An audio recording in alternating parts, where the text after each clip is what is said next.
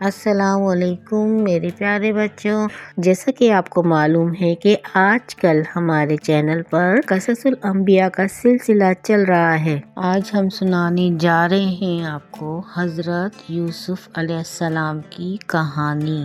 بہت سال پہلے کی بات ہے، ایک خوبصورت بستی میں حضرت یعقوب علیہ السلام رہتے تھے۔ اللہ تعالیٰ نے انہیں کئی بیٹے عطا کیے، لیکن ان کے سب بیٹوں میں سب سے زیادہ خوبصورت اور نیک حضرت یوسف علیہ السلام تھے۔ حضرت یعقوب علیہ السلام ان سے بہت محبت کرتے تھے، مگر ان کے دوسرے بھائی اس بات سے خوش نہیں تھے۔ وہ یوسف علیہ السلام سے حسد کرتے تھے اور سوچتے تھے کہ ہمارے والد ہم سے زیادہ ان سے محبت کیوں کرتے ہیں۔ ایک دن حضرت یوسف علیہ السلام نے ایک عجیب خواب دیکھا۔ انہوں نے خواب میں دیکھا کہ سورج، چاند اور 11 ستارے ان کو سجدہ کر رہے ہیں۔ وہ فوراً اپنے والد کے پاس گئے اور خواب کا ذکر کیا۔ حضرت یعقوب علیہ السلام نے مسکراتے ہوئے کہا، بیٹا یہ بہت خاص خواب ہے، لیکن اپنے بھائیوں کو اس کے بارے میں مت بتانا، ورنہ وہ تمہارے خلاف سازش کر سکتے ہیں۔ اللہ تعالیٰ نے تمہیں ایک عظیم مقام عطا فرمایا ہے۔ بچوں، یوسف علیہ السلام کے بھائی ان سے حسد کرتے تھے اور چاہتے تھے کہ انہیں راستے سے ہٹا دیں۔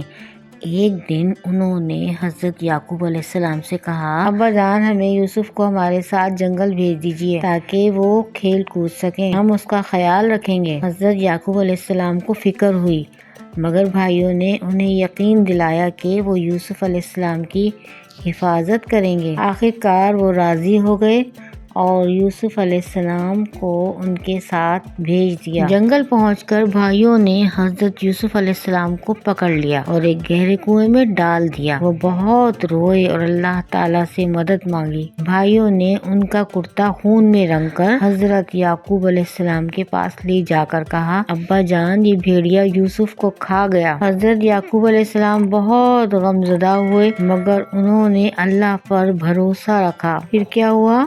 چند دن بعد ایک قافلہ وہاں سے گزرا۔ انہوں نے کنویں میں جھانکا تو کیا دیکھتے ہیں کہ ایک خوبصورت لڑکا اندر موجود ہے۔ انہوں نے حضرت یوسف علیہ السلام کو باہر نکالا اور انہیں مصر لے جا کر بیچ دیا۔ ان کی بیوی زلیخا نے حضرت یوسف علیہ السلام کی پرورش کی اور انہیں اپنے بیٹے کی طرح چاہا۔